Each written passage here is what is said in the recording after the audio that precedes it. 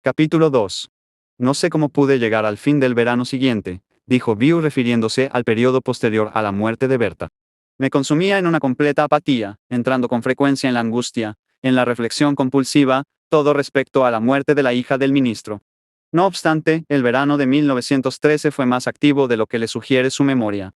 Recuperó el tiempo en su clase de alemán, conoció a Lois Wilson, aunque el cortejarla no empezaría hasta el verano siguiente. Fue con su abuelo a Gettysburg, Pensilvania, para el 50º aniversario de la Batalla de la Guerra Civil. La reunión de Gettysburg fue un evento espectacular, dirigido con meticuloso cuidado y eficiencia por el estado de Pensilvania, con la cooperación del Departamento de Guerra. Es probable que Bew y Fayette se quedaron en el Great Camp, una ciudad compuesta por tiendas de campaña, que el Departamento de Guerra erigió en terrenos rentados a los campesinos, cerca del campo de batalla, para albergar a miles de antiguos veteranos de la Unión y confederados que se volcaron en el acontecimiento. Bew recorrió con Fayette el campo de batalla y este le mostró en donde los vermontianos habían flanqueado a la carga de Pickett y así habían ayudado a definir el resultado de la batalla. Los caídos días de Gettysburg estuvieron llenos de discursos y exhibiciones, siendo el momento culminante la alocución del presidente Woodrow Wilson, el viernes 4 de julio. Conocer a Lois fue punto destacado de ese verano.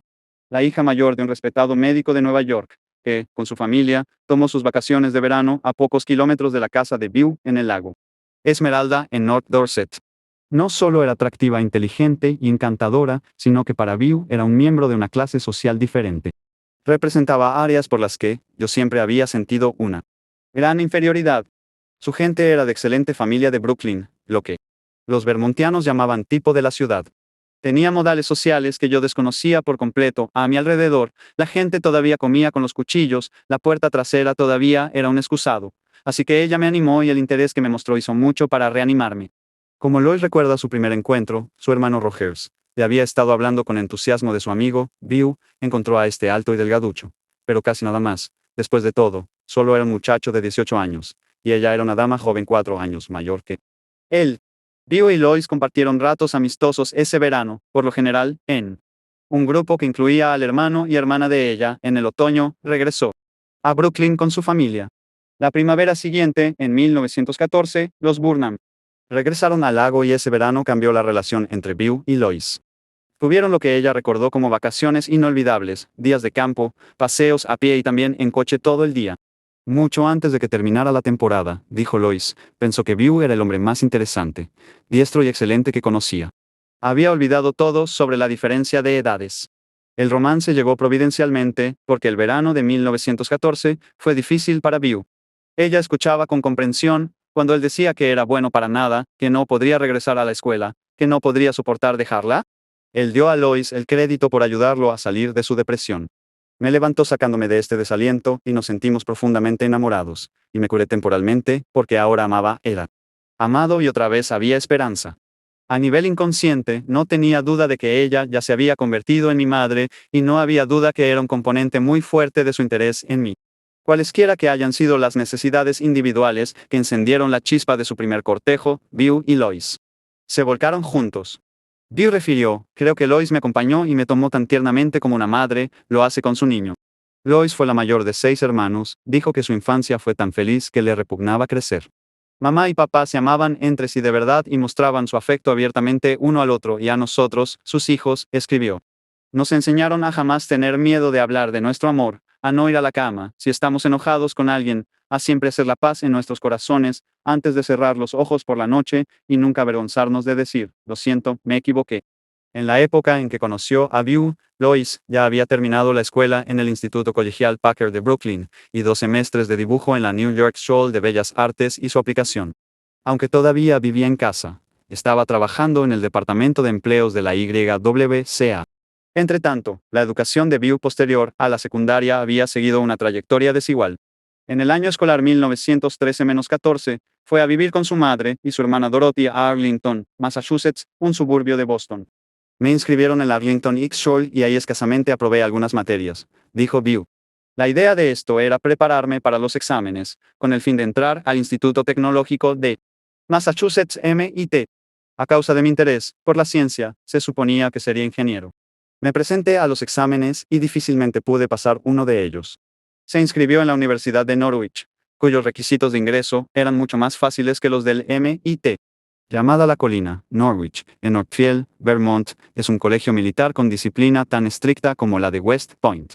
A mediados de 1914, Europa estaba al borde de la guerra y en ese momento, había una leve posibilidad de que los Estados Unidos pudieran ser llevados a ella. En agosto, justo antes de empezar el primer año en Norwich, Bew visitó a su padre. Fue la primera vez que veía a Hillman desde el divorcio 8 años antes. Bew hizo el largo viaje a Columbia Británica en un tren transcontinental que abordó en Montreal. En sus cartas a casa, escritas a su abuela, Wilson, describe el viaje al oeste con sorprendente detalle. Me desperté con un zumbido en los oídos y sintiendo un alborozo peculiar. Esta era mi primera visita a las Rocallosas. Las montañas se elevan a pico y están revestidas cerca de las bases con arbustos de hoja perenne a excepción de donde están desgarrados los grandes deslizadores, formándose senderos. Las montañas están compuestas por muchas pizarras de colores, que descansan en los estratos de que algunas veces son inclinados y otras horizontales. Todo es abrupto y angulado, mostrando las marcas de cambios súbitos y violentos, en gran contraste con las curvas suaves y apacibles de nuestras montañas. Por las laderas se precipitan veloces torrentes, que se alimentan de las nieves perpetuas que están arriba de la línea de bosques. Cada uno de los altos valles arriba de la línea de nieve tiene su glaciar y el hielo es de un hermoso azul profundo, aquí y allá cubierto con parchones blancos de nieve recién caída. El cielo no tiene nubes y casi iguala el color del hielo. Atravesamos muchos kilómetros de semejante escenario. En un lado de la vía los picos se elevan como un muro, tan derechos y abruptos que sus nieves se precipitarán sobre el tren. Para evitar cualquier posibilidad de que esto suceda, se ha construido kilómetros y más. Kilómetros de vertederos de nieve. En el otro lado, uno mira hacia abajo a la garganta del río que a veces es lo suficientemente profunda como para que se le llame un cañón. Siempre está ahí el río, profundo, estrecho, fluyendo velozmente con numerosas caídas de agua y espléndidos rápidos, siempre rompiendo en sus bancos y minando grandes rocas y cedros que, al caer, son arrastrados como palillos de dientes en el oscuro torrente. Mostrando ya su poder de observación, que tanto le serviría posteriormente en Wall Street, a Bew le llamaron la atención en Alberta los descubrimientos de campos petroleros y los desarrollos de gas natural. Notó que en Medicine Hat, Alberta, las luces de la calle funcionaban con gas natural que nunca se apagaba, ya que fluía con tanta fuerza como el día en que se empezó a utilizar 22 años antes. Bew escribió sus cartas en el papel de la oficina de su padre desde Marblehead, Columbia Británica, pequeña comunidad situada en lo alto de las montañas rocallosas canadienses. En el membrete estaba G. B. Wilson como administrador de las canteras de Marblehead de Canadian Marble Works, propietarios de canteras y fabricantes de los mármoles Cotene. Las oficinas principales estaban en Nelson, Columbia Británica. A pesar de la descripción detallada de Bew de lo que lo rodeaban, en sus cartas nada dijo de la reunión con su padre. Aparentemente se llevaron bien, aunque Hillman parece haber hecho poco esfuerzo para estar en contacto con su hijo. Un mes después, Bew entraba como novato en Norwich, que en ese tiempo tuvo una inscripción total de 145 alumnos. Bew se sintió abatido ahí durante el primer semestre. Una vez más, sentí que no era nadie, incluso no podía empezar a competir en atletismo, en música, ni siquiera en popularidad con la gente que me rodeaba. Recuerdo con agudeza cuando hubo el ímpetu por las fraternidades y yo no tuve una sola oferta. Intenté el béisbol y fútbol, y no fui lo suficientemente bueno para el primer equipo. Recuerdo que había un individuo que tocaba el violín mucho mejor que yo, al grado que no pude obtener una oportunidad en la orquesta de baile. Recuerdo cómo arreglé un viejo violoncelo que tenía y así, con eso, logré apenas una parte en el Orfeón, pero yo era de segunda categoría. Manejaba bien algunos de mis estudios, en otros empecé a fallar. Con todo, una carta que escribió a su madre, poco después de que llegó, pinta una imagen totalmente diferente. Aquí hay 4 fraternidades, he cenado con todas varias veces y he tenido ofertas para unirme a 3 de ellas, lo cual es todo un honor para un novato. No obstante, supongo que, si uno se va a unir a una fraternidad, podría ser bueno esperar un año para observar a los que pertenecen al grupo. Pocos meses después tocó una vez más el asunto de la fraternidad. Parece que no puedo evitar ser popular. Volví a recibir invitaciones de todas las fraternidades, pero pienso que posponerlo es una buena política, ya que a pesar de todo lo que se puede hacer para prevenirlo, las fraternidades pueden ejercer influencias en el asunto militar y manteniéndose fuera de ellas creo que uno puede atenerse más a sus propios méritos. Tal como están las cosas ahora, aquí soy popular con los hombres de las fraternidades más fuertes y si me uno a cualquiera, pierdo mi influencia con el resto, así que permanezco con la Cámara de los Comunes. Durante ese primer semestre, Bill recibió 94 en química, 86 en francés, 75 en dibujo, 68 en inglés, 61 en trigonometría y 53 en álgebra. Tuvo una nota destacada de 98 en deberes militares y 100 en conducta. Su promedio final de 86 le dio el quinto lugar de la clase y, si no fue el primero, ciertamente le fue bien. De una carta a su madre, escrita en febrero, me alegro de saber que estás contenta cuando menos con una parte de mis notas.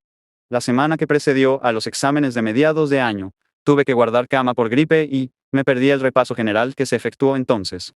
Así que mis exámenes no fueron lo que deberían haber sido.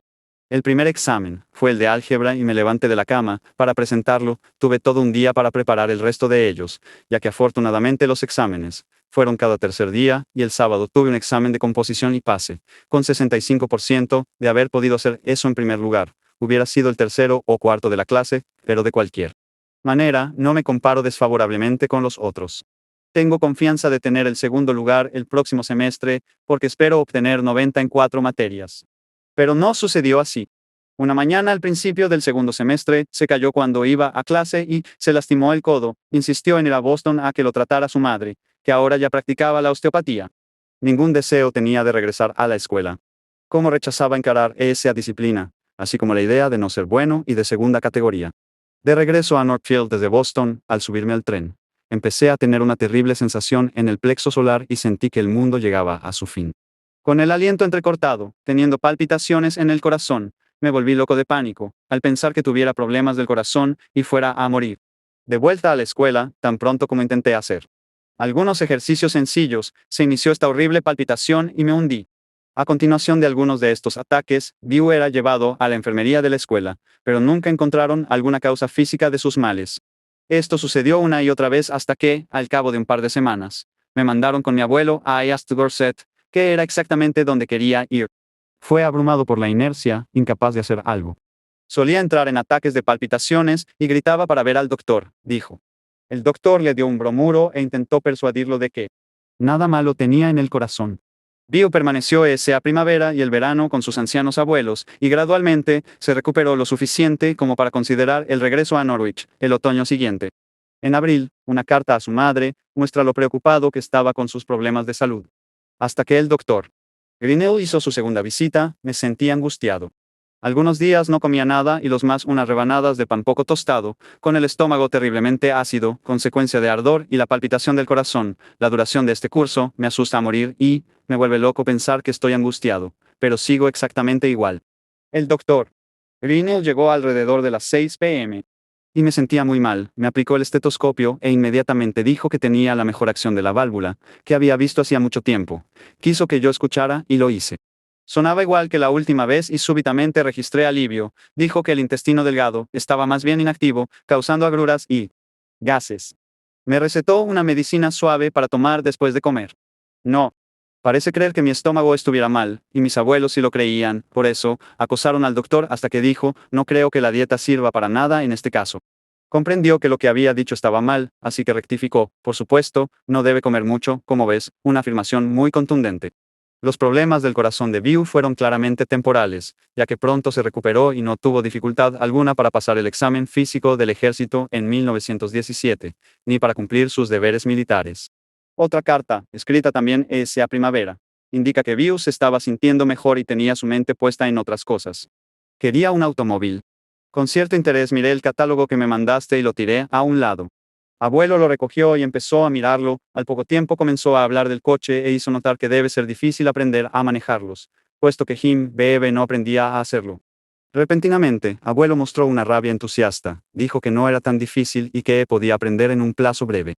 Durante un par de días más, nada volvía a oír acerca de autos. Una mañana, vino del jardín y expresó, mejor lo mandamos y obtenemos uno de esos. ¿No crees? Quizá podamos conseguir la agencia y supongo que yo podría vender esas cosas. Todavía no he visto algo que no pueda vender.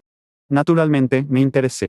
Mediante Will Griffith, a quien había ofrecido la agencia, conseguimos las condiciones para ser agentes. Abuelo me llevó a Manchester y habló del coche. Fui, con tu consentimiento, prácticamente dispuesto de uno de los Bamford. Riesgo financiero no hay ninguno, según creo, y esta también es la opinión de abuelo, ya que la venta de un coche excluye el elemento riesgo y, de cualquier manera, abuelo tiene dentro de sí noción de lo que quiere. Suponemos que la utilidad por coche será de $85. Paso ahora a mi condición actual. Me alegra decir que han desaparecido. En su totalidad los periodos de depresión y los mareos, y solo tengo palpitaciones con un ejercicio extenuante, todavía estoy nervioso, pero estoy convencido de que eso desaparecerá tan pronto como me convenza de que nada aqueja a mi corazón. No tengo síntomas estomacales, soy capaz de comer cualquier cosa, ya soy yo mismo en cuanto a peso y fortaleza. No cabe duda de que una diversión de la mente efectuará ahora una curación. No conozco ningún asunto del que pueda platicar con tanto conocimiento o entusiasmo como el de los automóviles. Considero los riesgos corporales, pero hay oportunidades que se deben aprovechar. Los accidentes suceden a diario, aunque diría que los riesgos que se encuentran en los autos son considerablemente menores a los que ha corrido abuelo al domar caballos enteros, o al que tienen esos trabajadores del túnel de que una escama les caiga en la cabeza, o del que tuviste cuando niña al correr sobre la orilla de un barranco, o en las vigas estrechas del techo del granero, o del que corro todos los días en la escuela, con los caballos enteros. También considero el número de accidentes de autos H. Ford produce diariamente 1800, si esto se añade a una tensión nerviosa a que debo sujetarme al manejar, quizá tú seas quien mejor pueda juzgarlo. Ciertamente no es mayor a la de guiar un caballo, a la de saltar un obstáculo de 3/4 de metro, realmente no demanda tantas facultades de concentración como la práctica del violín y con certeza es una ocupación más saludable. He oído decir que no existe un ejercicio más emocionante, y, no obstante, más moderado que el automovilismo. Ahora, en cuanto al peligro que habría que enfrentar, quizá en este momento, no esté capacitado para manejar un coche ya que estoy demasiado nervioso, pero no voy a estar así todo el verano.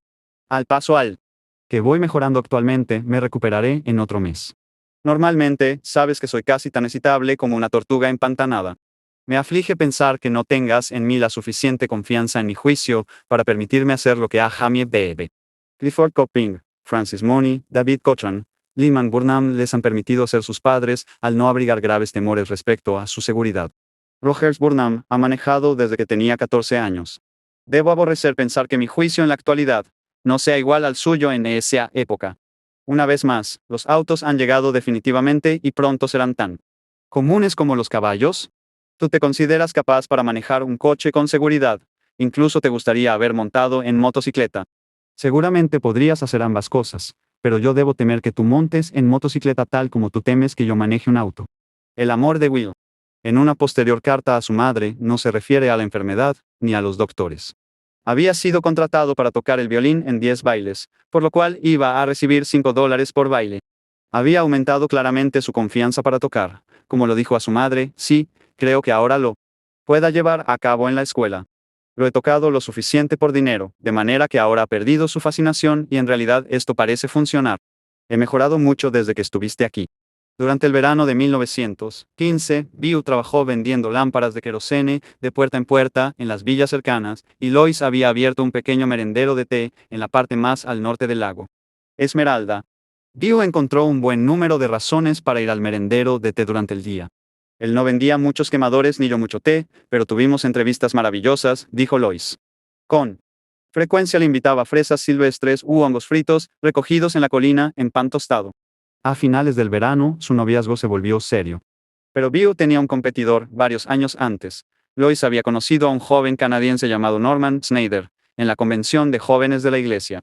La familia de Norman era propietaria de una empacadora de carne en Kitchener, Ontario. Lois y Norman habían hecho citas, era buena persona, bien parecido e inteligente y ella había disfrutado mucho estar con él. Ahora, había llegado al lago en visita de una semana, y justo, antes de salir de regreso a Canadá, pidió a Lois que se casara con él. Lois, que había anhelado estar con Bill cada uno de los minutos que estuvo con Norman, tenía su respuesta. Justo cuando Norman se subió en el tren para Montreal, Bill apareció, escribió. Caminamos juntos de regreso al lago, pero de alguna manera, parecía que nuestros dedos se rozaban con frecuencia. Esa misma noche, hablaron el uno al otro de su amor, y quedaron comprometidos. Cuando muchos años después se preguntó a Lois si se había arrepentido alguna vez, respondió, nunca, nunca, nunca, nunca, nunca me sucedió, nunca soñé en alguien más que no fuera Bill Wilson. Al principio, Bill y Lois conservaron su compromiso en secreto de todos. Menos de Mark Wallon, en quien Bill confiaba. Mark era una especie de tío o padre para Bill, habían trabajado juntos durante los veranos y habían ayudado a atender las primeras líneas telefónicas de East Dorset. También cazaban y pescaban juntos, y compartían el interés en la historia de Vermont. Posteriormente, beberían juntos, aunque la bebida de Mark nunca llegó al alcoholismo. Durante el otoño de 1915, Bew hizo un esfuerzo para compensar los anteriores fracasos en la escuela. El curso que eligió para estudiar fue ingeniería eléctrica, debido a su interés en la ciencia, por fin había regresado algo del viejo impulso, y empezó a volverse popular en el campus. Algunos de sus condiscípulos se encontraron involucrados en un incidente confuso, y, debido a que nadie quiso dar nombres, toda la clase fue reprobada por el resto del curso. Sucedió que el escándalo confuso y el ser reprobados coincidieron con problemas en la frontera mexicana. Al año siguiente, enviaron a México las tropas estadounidenses del general Pershing en vano intento de capturar a Pancho Villa. Debido a que los cadetes de Norwich formaban parte de la Guardia Nacional de Vermont, los movilizaron, aunque nunca fueron destacados a la frontera. La movilización fue afortunada para Bew, ya que significó que estaba reintegrado a Norwich. Continuó siendo impulsado por la necesidad de sobresalir, de hacer algo único. Creyó que encontraba esa oportunidad en el curso de cálculo. Estaba fallando lamentablemente en cálculo, recordó Bew. En álgebra. Tenía dificultad para memorizar las fórmulas y ahora en cálculo tenía problemas similares. Me di cuenta que iba a tener un absoluto fracaso en cálculo, en realidad. El profesor prometió que me pondría un 0. Bew descubrió que su profesor tenía ciertas limitaciones en su propia comprensión del tema. Era un catálogo de fórmulas y podía aplicarlas, pero era un engaño, porque a fondo no sabía cómo funcionaba la cosa, dijo Bew, y me decidí a aprender. En la biblioteca, estudió la historia de las matemáticas y la evolución del cálculo. Finalmente, captó el concepto lo suficiente como para discutirlo, ya que había desarrollado considerables conocimientos para argumentarlo. Exhibí al profesor y me burlé de él ante su clase, contó Bew, me puso el 0, pero había ganado una batalla. Era el único en toda la escuela, otra vez el hombre número uno menos el único que comprendía a profundidad los principios fundamentales del cálculo. El incidente nada lo ayudó académicamente, pero lo hizo sentirse él. Centro de atracción fue otra representación del proyecto del boomerang. Su impulso por el prestigio lo estaba volviendo a valorar, haciendo de él una especie de héroe ante sus condiscípulos, pero un vulgar presuntuoso a los ojos de su profesor de cálculo. Bew fue un joven dotado de una manera poco común, aunque con frecuencia era supercrítico de sí mismo. Poseía un talento natural para ser líder, lo que se le reconoció finalmente en el programa militar en Norwich. En las tropas me habían designado cabo o sargento, dijo Bew, y luego se descubrió que tenía talento para instruir a la gente. Es bastante curioso que aunque yo fuera torpe, tenía talento para adiestrar a la gente. Poseía una voz y un modo que obligaba a una obediencia voluntaria, de tal manera que llamó la atención del comandante. Su virtud para ser líder le serviría mucho en su deber activo en el ejército y supuso que de igual modo le serviría cuando, después de dejar el servicio militar, se encontrara a la cabeza de grandes empresas, las que manejaría con extrema seguridad. Bew tenía sentimientos mezclados acerca del servicio militar. Había honores, gloria y deberes, pero también peligro y muerte. Cuando creció en East Dorset, Bew había pasado horas incontables tirando al blanco con el viejo Bew Landon, veterano de la guerra civil y un gran tipo que vivía a la siguiente puerta. El abuelo Griffith nunca hablaba acerca de la guerra civil, pero el viejo Bew Landon me contaba cuentos por docenas. En el personal de Sheridan había sido sargento y solía decirme cómo, en una carga, un proyectil había alcanzado la culata de su mosquete, la había atravesado y le había dado en el cráneo justo arriba del ojo, como se lo había arrancado de un tirón, y continuado su carga. Y para probar esto el viejo Bew tenía un ojo caído, una cicatriz y una vista mala. London, al volver a vivir las glorias de la guerra civil, también se expresaba con gran desprecio de aquellos que se las habían arreglado para evitar el servicio activo. Una de las peores formas de oprobio que se podía echar sobre alguien cuando yo era niño consistía en llamarlo holgazán, recordó Bew. Aquellos que no fueron a la guerra civil, evadieron el servicio o consiguieron algún trabajo fácil, lograron un estigma que llevaron consigo toda su vida. El viejo Bew Landon le había hablado a Bew acerca de un ciudadano rico y respetable de East Dorset, que llevó este estigma. Estuvo enfermo todo el tiempo de la guerra civil y solía ir a la villa, con paso vacilante y con gran chal sobre los hombros, muy encorvado, con una botella de sales de olor, y durante todo ese tiempo nadie le habló, afirmó Landon. Bew, divirtiéndose con Mark Wallon, en un día de campo al centro en primer término, en una pose que muchos recuerdan como característica. Pero en el cementerio, al sur de East Dorset, está la tumba de Waldo Burrows, tío abuelo de Bew, que murió en la batalla del Yermo, en 1864, y en el campo de la batalla de Gettysburg, que Bew había visitado con su abuelo, también había un cementerio. Un día me llegaba el gran fervor del patriotismo, y al siguiente estaba acobardado y asustado a morir. Y Creo que lo que más me asustaba era que podría no llegar a vivir mi vida con Lois, de quien estaba enamorado. Sin embargo, la tradición del servicio militar estaba profundamente arraigada en Bew y, cuando los Estados Unidos entraron en 1917 a la Primera Guerra Mundial, fue requerido por la milicia y nunca se graduó en Norwich. Cuando se le llamó, escogió servir en la artillería costera y más tarde esa decisión le causó sentimiento de culpa, debido a que era considerada una de las ramas del servicio militar con menos riesgo. De Norwich, mandaron a Bew al campo de entrenamiento para nuevos oficiales en Plattsburgh, Nueva York. Aquí, descubrió que el entrenamiento militar de los cadetes de Norwich le había dado una capacitación mejor que la de los demás que estaban en el campo, y se movió con rapidez a través del entrenamiento. Su aptitud para el liderato le trajo posteriormente un reconocimiento y, después de una capacitación adicional en Fort Monroe, Virginia, se le comisionó como teniente segundo. Fue una experiencia fuerte para un muchacho de 21 años, que poco tiempo antes había estado en la más profunda depresión. Luego, se le trasladó a Fort Rodman, justo en las afueras de Bedford, Massachusetts. Aquí estaba toda la tradición del antiguo ejército, oficiales regulares maduros y de menor graduación, junto a hombres que estaban cumpliendo su servicio militar y voluntarios, recordó. Como disfruté esa atmósfera, animado como estaba por haber sido puesto realmente al mando de soldados, pero a veces todavía se deslizaba en mí esa matiz fastidiosa de ir a ultramar. Lois, acompañada de la abuela de Bew y de su hermana Dorothy, le había visitado en Plattsburgh. Ella y Bew llevaban comprometidos cerca de 2 años, y estaba claro que se casarían. Los padres de Lois aprobaban a Bew de manera tan completa que le permitían visitarlo. Como un joven oficial, Bew esperaba que hubiera honor y gloria, temió el peligro, y tomó su primer trago. Su comprensión y su confianza en Bew y en mí eran algo muy poco común durante esa época convencional, escribió Lois. Ella tenía 25 años y su comentario ilustra claramente cómo las jóvenes de su tiempo continuaron respondiendo a lo que sus padres esperaban de ellas, incluso cuando ya no estaban viviendo en casa. En esa época, Lois tenía un puesto de maestra en Short Hills, New Jersey, y estaba viviendo con su tía, la que manejaba la escuela en donde ella enseñaba. Fue en Fort Rodman, New Bedford, en donde la vida de Bew tomó un nuevo curso. Aprendió lo relativo al licor. Hasta ese momento, nunca había tomado un trago. Los Griffith no bebían, y en la familia había un recuerdo de lo que el alcohol había hecho a algunos de los Wilson. Bew, que pensaba que podía ser una de las razones del divorcio de sus padres, tenía miedo al licor. Criticaba específicamente a los estudiantes de Norwich que se iban furtivamente a Montpelier a beber cerveza y a acompañarse de mujeres perdidas. New Bedford era diferente. Bew recordaría después la atmósfera cargada del pueblo durante ese periodo de guerra, momentos sublimes con otros de regocijo. También recordaba los círculos sociales que se abrieron a los jóvenes oficiales como él. La gente de sociedad en el pueblo empezó a invitar a su casa a los oficiales jóvenes, recordó.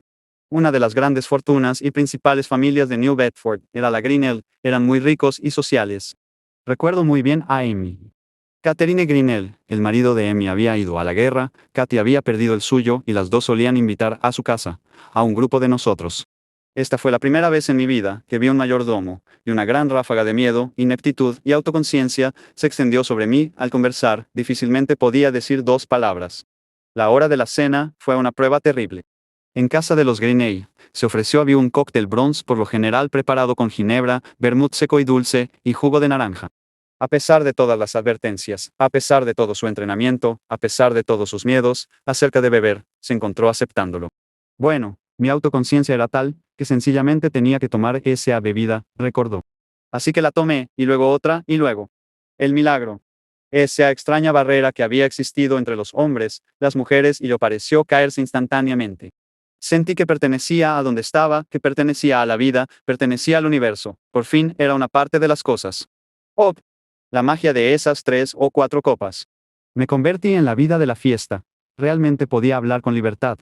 Desenvueltamente, podía hablar bien y de pronto me volví muy atractivo para esta gente y caí en toda una serie de citas. Pero creo que incluso esa primera noche, me emborraché por completo, y a la siguiente o a la otra llegué a la inconsciencia total. Pero como todo mundo bebía mucho, no pasó nada en particular. Por lo que contó, Bew bebió en exceso desde el principio, nunca pasó por alguna etapa de moderación ni ningún periodo de beber socialmente.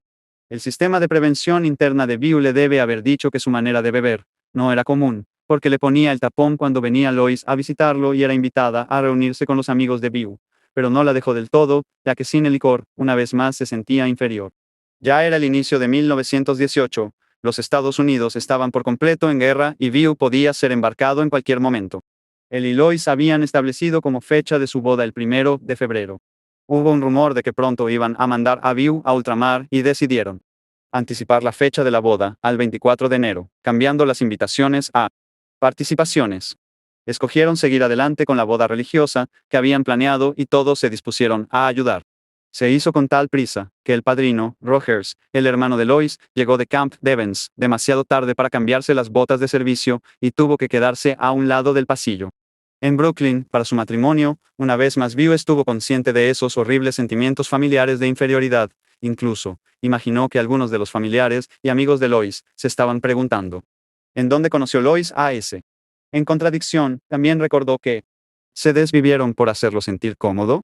Por su parte, Lois claramente estaba encantada con su flamante marido y con la gran bienvenida que esperaba a la pareja en un departamento amueblado, rentado por View para ellos en New Bedford. Había flores y plantas por todos lados y la gente llegaba continuamente a felicitarnos, recordó ella. View era muy popular en la guarnición.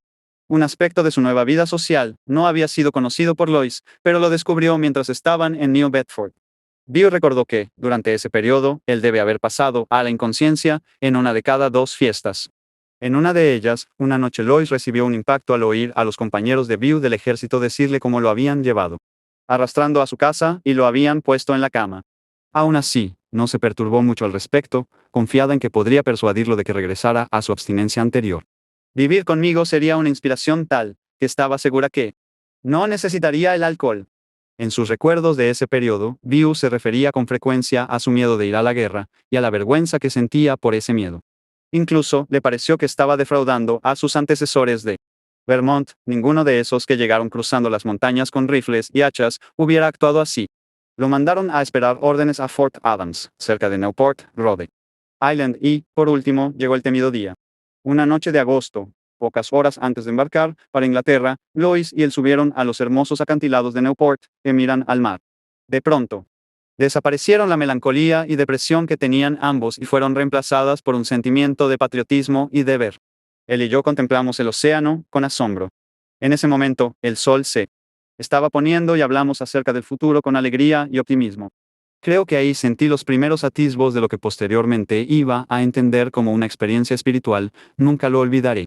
A bordo del barco británico Lancashire, en el Atlántico del Norte, sucedieron a View dos cosas importantes. La primera fue que conoció a un oficial del barco, que compartía el brandy de View con él. La segunda fue que, en un breve encuentro con el peligro, para su gran alivio, View descubrió que después de todo era un hombre valiente. La perspectiva de esta prueba, que tarde o temprano tendría que enfrentar, lo volvía aprensivo, pesimista, ocasionalmente enfermo y con dudas sobre sí mismo. Conocer a Lois aquí, con su vestido de boda, sacó a View de una depresión profunda y pasó a un amor y una esperanza renovados. El Lancashire era un transporte de tropas y sus cubiertas estaban cuajadas de literas, durante la noche, de hombres que dormían. Había oficiales apostados en todas las escotillas de cada una de las cubiertas y, una noche View estaba de guardia en la cubierta inferior. Prácticamente sobre la quilla, de donde los hombres serían los últimos en ser rescatados en caso de emergencia. El Lancashire no estaba lejos de la costa británica y View estaba intentando permanecer despierto. De pronto sonó un gran golpe sordo en el casco del barco. Los hombres se despertaron en ese mismo instante e inmediatamente corrieron, llenos de pánico, hacia la escalera, en cuya base estaba apostado View. Sacó la pistola, tenía órdenes de disparar contra cualquiera que intentara subir sin permiso, pero en lugar de utilizar el arma, usó su voz. En pocos minutos se dio cuenta de que era capaz de calmar a los hombres, de volverles a dar confianza y de prevenir el pánico, sin que tuviera que dar ninguna información de lo que realmente había sucedido. A su vez, él se dio tanta confianza como la que dio a ellos, porque el incidente le mostró una prueba de valor de él que había dudado tan seriamente. No había existido un peligro real. Una carga profunda estadounidense, de las llamadas Ascan, que estaba destinada a un barco enemigo, había explotado tan cerca de Lancashire, que había hecho un ruido terrible al chocar contra el casco del barco. El Lancashire llegó a salvo a Inglaterra. Poco después de desembarcar, ahí fue cuando View tuvo otra experiencia que le hizo vibrar el alma. Al igual que lo había hecho la experiencia a bordo del barco, le reveló una fuente interior que nunca había llegado a reconocer. Una epidemia retuvo a View y a su regimiento en un campamento cerca de Winchester. Deprimido, solitario y aprensivo, de lo que se extendía por delante, View fue a visitar la catedral de Winchester. Dentro de la gran catedral, la atmósfera le impresionó tan profundamente, que se vio envuelto por una especie de éxtasis, movido y sacudido por un tremendo sentido de presencia. Desde entonces he estado en muchas catedrales, y nunca he experimentado algo como eso, afirmó durante un breve momento. Había necesitado y deseado a Dios. Había existido una humilde disposición a tenerlo conmigo, y vino. En ese momento Bill supo que todo estaba muy bien, como debía estar. Atontado y ligeramente aturdido por su experiencia, encontró la manera de salir al patio trasero de la iglesia. Ahí le llamó la atención un nombre familiar grabado en una vieja lápida: Thomas T. Muerto a los 26 años. Una letra del apellido era diferente, pero aún así, aquí se podía encontrar uno de los antecesores de Evie T., el buen amigo de Bew de la escuela. Bew leyó divertido estos versos ramplones que eran el epitafio de Thomas. Según su recuerdo, iban así: aquí yace un granadero de Hampshire a quien sorprendió su muerte, bebiendo una pequeña cerveza fría. Un buen soldado nunca se olvida, ya sea que lo mate el mosquete o el tarro. Poco después, mandaron a Bew a Francia, en donde por fin vio la devastación de la guerra. También ahí, descubrió que el vino francés podía producir los mismos efectos que el licor de New Bedford, o el brandy que había introducido a bordo del barco. En esos últimos meses de 1918 la guerra estaba perdiendo intensidad rápidamente y la unidad de artillería de Bew estaba instalada en un pequeño pueblo de la montaña, lejos del frente. La única vez que él y sus compañeros de artillería estuvieron en un peligro real, fue durante una sesión de práctica de tiro al blanco. El batallón había colocado sus armas en puestos cavados en un banco, y se suponía que tirarían sobre la cumbre de una loma y al campo de más abajo. El banco era un pedazo de lona, colocado aproximadamente a 15 kilómetros. Se envió a Bew a observar los resultados de la práctica. Él y sus hombres se colocaron en sus puestos, en una trinchera situada alrededor de 300 metros del blanco, utilizando un periscopio para observar la operación desde esa distancia. Fue disparada el arma número 1 y la bala dio prácticamente en el blanco. Bew se entusiasmó y felicitó al grupo por su destreza, pero cuando se disparó el arma número 4, repentinamente se dio cuenta que la tierra se abría a su alrededor y cayeron sobre todos nosotros toneladas de tierra. Arrastrándose por el polvo, descubrió que el arma había sido apuntada directamente a él y a su equipo, que solo por un milagro de salvaron. Todavía estaba Bew en el pueblo de las montañas el día en que se firmó el armisticio. Lo dejaron en Francia hasta la primavera, y en los momentos en que estaba desarrollando un paladar para el vino francés, fue embarcado de regreso a casa, para ser separado del servicio. Como todos los veteranos que regresaban, pasé por algunas dificultades, recordó posteriormente. A diferencia de la mayor parte de ellos, yo estaba iniciando el camino hacia un destino que se encontraba en una dirección que, consabidamente, no podía haber anticipado cuando desembarqué en la costa de New Jersey, hacia el abrazo con el que me esperaba mi adorable esposa.